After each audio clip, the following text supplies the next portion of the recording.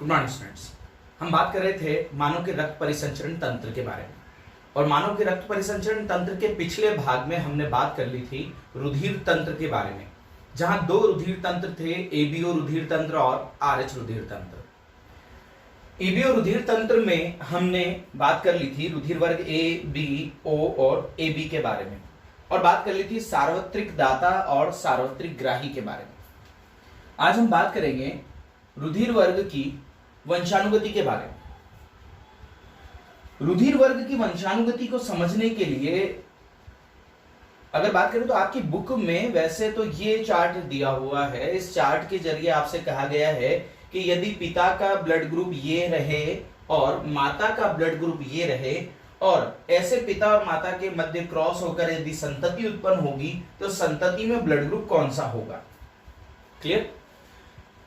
इसको या तो याद करना पड़े या फिर एक तरीका है जिससे हम समझ सकते हैं। आपको किसी भी तरीका रुधिर वर्ग दे दिया जाए तो भी आप अंदाज पता लगा सकते हैं कि रुधिर वर्ग की कौन से रुधिर वर्ग की संतति होगी।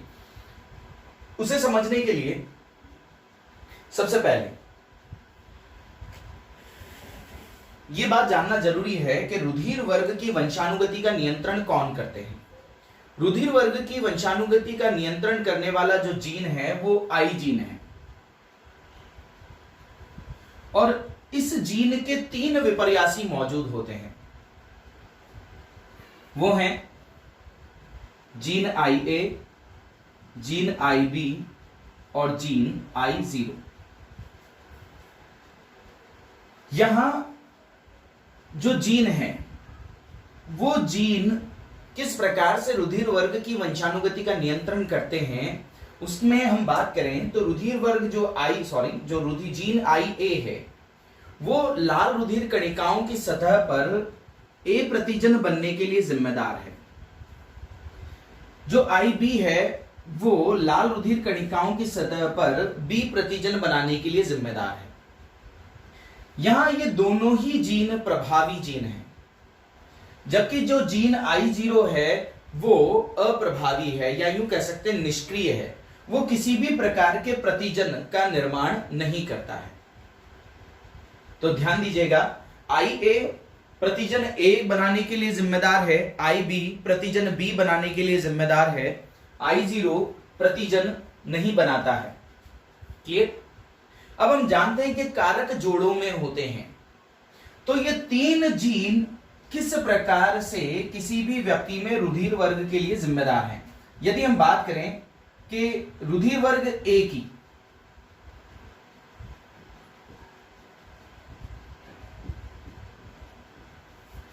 रुधिर वर्ग के लिए A के लिए जो जीन प्ररूप होगा वो जीन प्ररूप या तो होगा किसी व्यक्ति में IA। जैसे मान लीजिए लंबेपन के लक्षण के लिए यहां लक्षण है रुधिर वर्ग। अगर बात करें मेंडल की तो वहां अगर बात करें तो वहां था लंबापन। लंबेपन के लिए कैपिटल टी वाला प्ररूप भी लंबा होता था, और कैपिटल टी और स्मॉल टी माने कि एक प्रभावी और एक अप्रभावी। ये भी कौन होता था? ये भी होता था लंबा। यहां यदि दोनों प्रभावी IA हैं तो प्रतिजन A बनेगा, और यदि एक प्रभावी IA और दूसरा अप्रभावी हो तो भी रुधिर वर्ग क्या होगा? A होगा। माने कि यदि किसी व्यक्ति का रुधिर वर्ग A है तो उसमें जीन प्ररूप या तो ये हो सकता है या फिर ये हो सकता है। बात करें दूसरे रुधिर वर्ग की, रुधिर वर्ग B की, तो रुधिर वर्ग B रखने वाला व्यक्ति के भीतर जीन प्ररूप या तो IB होगा, माने कि दोनों प्रभावी हो सकते हैं, या फिर एक प्रभावी और दूसरा अप्रभावी हो सकता है। माने कि रुधिर वर्ग B रखने वाले के 2 प्रकार के जीन प्ररूप हो सकते हैं। ठीक? या तो उस व्यक्ति के दोनों ही जीन प्रभावी हैं, या एक प्रभावी और एक अप्रभावी। बात करें तीसरे रुधिर वर्ग की, IA और IB। जिस व्यक्ति का रुधिर वर्ग IB है उस व्यक्ति के जो जीन प्ररूप होंगे वो IA और IB होंगे। क्लियर? माने कि ए प्रतिजन भी बनाने के लिए जिम्मेदार जीन है और बी प्रतिजन बनाने के लिए जिम्मेदार बी जीन है, आईबी जीन है। इसलिए ए प्रतिजन भी बनता है और बी प्रतिजन भी बनता है और उस व्यक्ति का रुधिर वर्ग क्या होगा, ए बी होगा। बात करें शून्य वर्ग के बारे में या ओ वर्ग रुधिर वर्ग के बारे में, यहां पर हमने देखा था लाल रुधिर कणिकाओं की सतह पर कोई प्रतिजन नहीं था, न तो ए प्रतिजन था न बी प्रतिजन था। तो सपोज करें तो मतलब कल्पना करें कि उसका रुधिर वर्ग क्या होगा या जीन प्ररूप क्या होगा उसके रुधिर वर्ग का।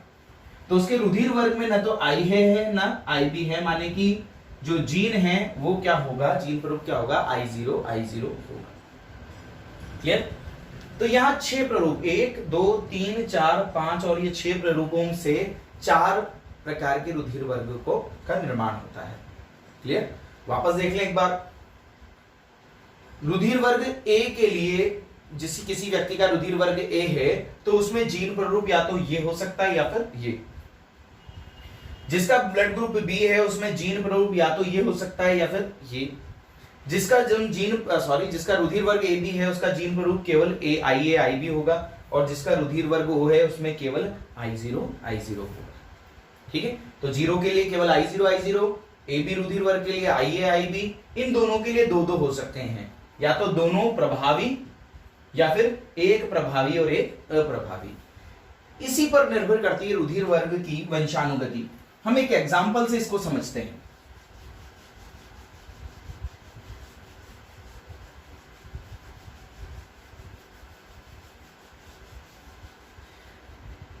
आपकी बुक में आई की जगह अल्फा दिया हुआ है तो आप चाहें तो इसे अल्फा के रूप में लिख सकते हैं। Alpha A, alpha A, alpha 0, alpha B, alpha A B, alpha 0, alpha A, alpha B और अल्फा 0। माने कि आई के स्थान पर आप अल्फा का उपयोग कर सकते हैं। क्लियर? अब हम एक एग्जाम्पल से बात कर लेते हैं। मान लीजिए पिता का रुधिर वर्ग ए है और माता का रुधिर वर्ग ओ है। ठीक है? तो संभावित संततियां या संततियों में रुधिर वर्ग क्या होगा उसे समझने की कोशिश करते हैं। तो देख लीजिए, पिता का रुधिर वर्ग ए है, इसका मतलब उसका जीन प्ररूप या तो IA होगा या फिर I0 होगा। अब बताइए माता का जीन प्ररूप क्या होगा? माता का जीन प्ररूप हर स्थिति में I0 होगा।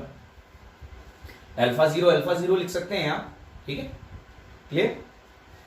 तो अब हम बात कर लेते हैं कि संततियों के प्ररूप क्या होंगे। संततियों के प्ररूप की बात करने के लिए सबसे पहले हम पिता में जो वेरिएशन है या पिता में 2 प्रकार के प्ररूपों की संभावना है उस संभावना में से केवल एक संभावना की बात करते हैं कि मान लीजिए पिता रुधिर वर्ग ए के लिए शुद्ध है, माने कि दोनों जीन जो हैं वो प्रभावी हैं। फिर हम दोबारा बात कर लेंगे अप्रभावी के बारे में। चलिए, तो पिता में यदि शुक्राणुओं का निर्माण होता है तो शुक्राणु 2 प्रकार के होंगे। प्रकार तो एक ही होगा। एक जीन जाएगा एक शुक्राणु में, दूसरा जीन जाएगा दूसरे शुक्राणु में, माने कि IA ही बनेगा। ठीक है?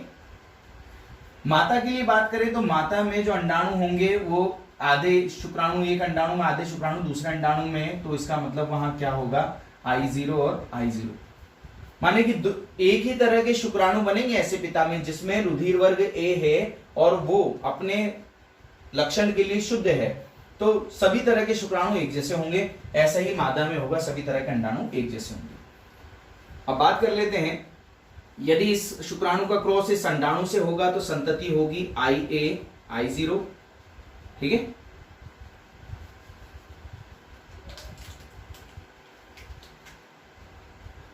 IA I0। ठीक है?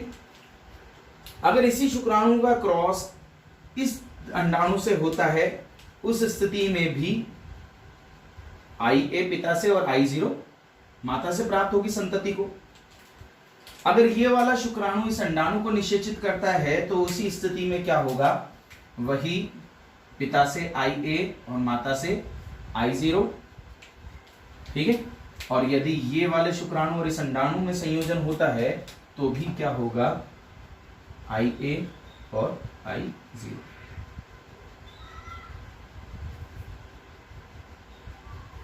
क्लियर? माने कि सभी संततियां एक जैसी होंगी। आप देख पा रहे हैं IA I0 IA I0 IA I0 IA I0। तो अब मुझे बता सकते हैं क्या आप कि संतति का रुधिर वर्ग क्या होगा? जी हां, संतति का रुधिर वर्ग होगा A, क्योंकि एक प्रभावी जीन है और एक अप्रभावी है। माने कि कौन सा प्रतिजन बनेगा? प्रतिजन A बनेगा।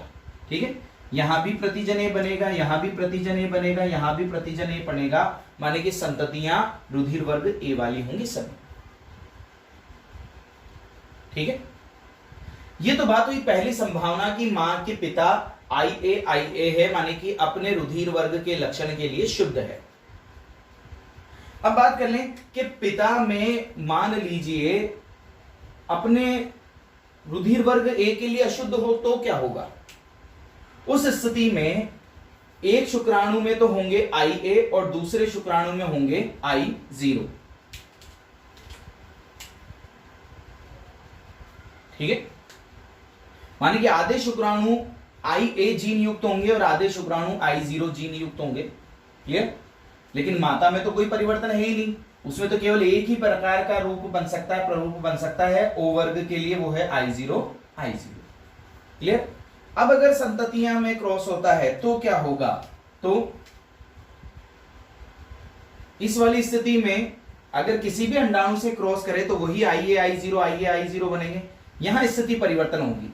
I0 युक्त शुक्राणु का क्रॉस किसी भी I0 युक्त अंडाणु से करते हैं तो संतति पिता से भी I0 और माता से भी I0 प्राप्त करेगी, पिता से भी I0 और माता से भी I0 प्राप्त करेगी। ऐसी स्थिति में संतति का प्रतिरूप यहां होगा A, यहां होगा A, या यूं कहें कि प्रतिजन कौन सा बनेगा इस संतति में? A प्रतिजन यहां बनेगा, A प्रतिजन।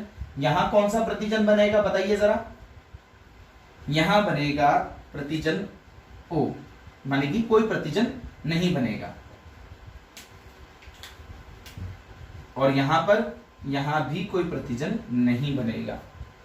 इसका मतलब यदि पिता का A ब्लड ग्रुप वाले पिता का क्रॉस O ब्लड ग्रुप वाले माता के साथ होता है तो संततियों में आधी संततियां संभावित रूप से रुधिर वर्ग A होंगी और आधी संततियां संभावित रूप से रुधिर वर्ग 2 की होंगी।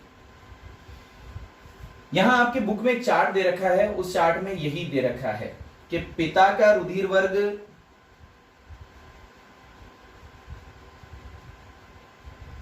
यहां पर थोड़ा सा, एक मिनट, आपको ये रुधिर वर्ग की वंशानुगति समझ में आ गई? हम चार्ट को अभी समझते हैं थोड़ी देर में। ठीक है, यदि एक का ब्लड ग्रुप A है और दूसरे का ब्लड ग्रुप O है, माने कि पिता का मान लो A या माता का मान लो, या इधर पिता का O ब्लड ग्रुप मान लो, माता का एक ब्लड ग्रुप मान लो, बात एक ही होगी। ठीक है, तो चार्ट को इसी तरह से आपका बनाया गया है। ठीक है, तो क्लियर है? तो यदि पिता या माता में से एक का ब्लड ग्रुप A हो और दूसरे का ब्लड ग्रुप O हो तो संततियां आधी A और आधी O ब्लड ग्रुप वाली होंगी। माने कि संततियां A ब्लड ग्रुप की भी हो सकती हैं और O ब्लड ग्रुप की भी हो सकती हैं। यहां हम इसे मिटा देते हैं ताकि चार्ट को आसानी से देख पाएं।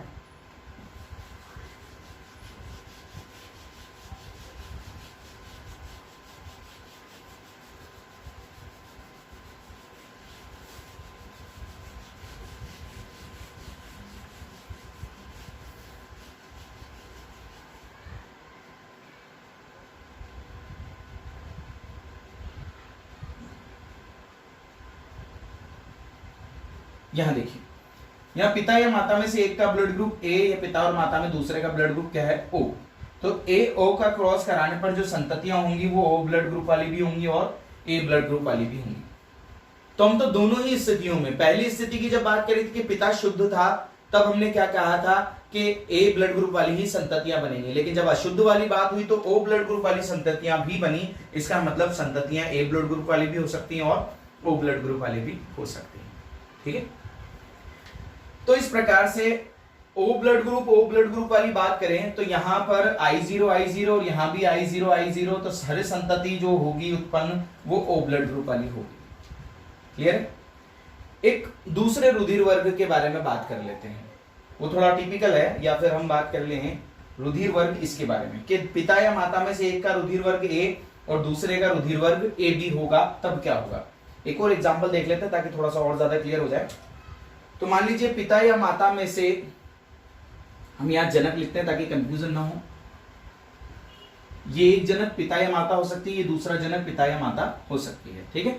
रुधिर वर्ग की कहा हमने, तो यहां एक जनक का रुधिर वर्ग ए है और दूसरे जनक का रुधिर वर्ग क्या है, ए बी। तो आप मुझे बताइए कि रुधिर वर्ग ए के लिए क्या होगा। रुधिर वर्ग ए के लिए आई ए भी हो सकता है और आई जीरो भी हो सकता है, ठीक है। और दूसरे जनक के लिए क्या होगा, आई बी, ये रुधिर वर्ग होगा, सॉरी ये प्रतिरूप होगा। हम बात कर लेते हैं पहले वाले के बारे में कि अगर मान लीजिए जनक अपने ए रक्त समूह वाला जनक अपने लक्षणों के लिए शुद्ध होगा तो क्या होगा। सभी तरह के युग्मक में क्या होगा, आई ए ही होगा। दोनों के लिए कर देते हैं अलग अलग ताकि आपको कंफ्यूजन ना हो।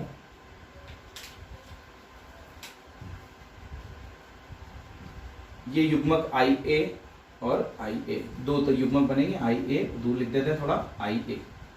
यहां पर क्या होंगे, एक युग्मक में होगा आई ए और दूसरे युग्मक में होगा आई बी। क्लियर। अब इनके मध्य क्रॉस होता है तो संतति होगी आई ए, माने कि पिता से भी आई ए प्राप्त है, माता से आई ए प्राप्त है। ये इसका क्रॉस इससे होता है तो पिता से प्राप्त है आई ए और माता से प्राप्त है आई बी, ठीक है।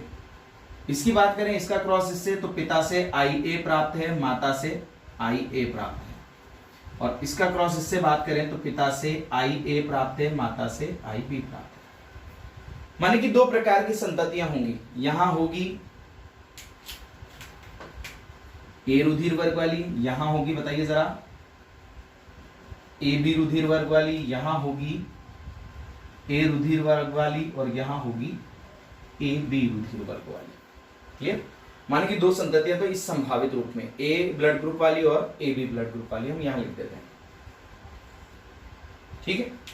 अब बात करें दूसरी स्थिति के बारे में, जब पिता का ब्लड ग्रुप ए है और उसमें जो जीन प्ररूप हैं वो अपने लक्षणों के लिए अशुद्ध हैं, या जीन प्ररूप क्या है, विषम युग्म जीन है। तो आई ए और क्या होगा यहां पर, ए ब्लड ग्रुप के लिए अगर ए ब्लड ग्रुप है तो आई ए आई जीरो, ठीक है।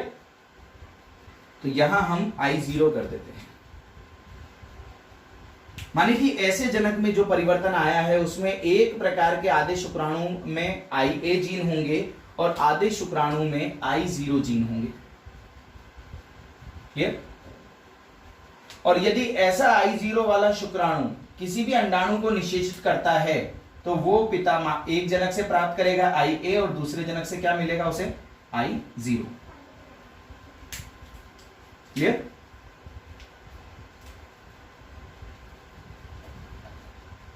आई जीरो। यहां बात करें तो एक जनक से आई बी प्राप्त करेगा और एक जनक से क्या प्राप्त करेगा, आई जीरो। तो यहां हम लिख देते हैं एक जनक से आई बी और एक जनक से आई जीरो। परिवर्तन यही हुए हैं। तो बात करें ऐसे व्यक्ति का रुधिर वर्ग क्या होगा, ऐसे व्यक्ति का रुधिर वर्ग होगा ए और ऐसे व्यक्ति का रुधिर वर्ग क्या होगा, ऐसे व्यक्ति का रुधिर वर्ग होगा बी। तो ए पहले भी था, ए बी भी था, ए बी है। एक और नया वर्ग यहां इस संभावित स्थिति में मिला है, वो है रुधिर वर्ग बी। माने कि यदि जनकों में एक का ब्लड ग्रुप ए बी है और दूसरे का ब्लड ग्रुप ए है तो संततियां तीन प्रकार के रक्त समूह वाला होंगी, ए रक्त समूह, ए बी रक्त समूह और बी रक्त समूह। क्लियर। तो तीन प्रकार के रक्त समूह, ध्यान दीजिएगा, रुधिर वर्ग ए और ए बी के क्रॉस पर। तो हम यहां चार्ट में इसको देख लेते हैं।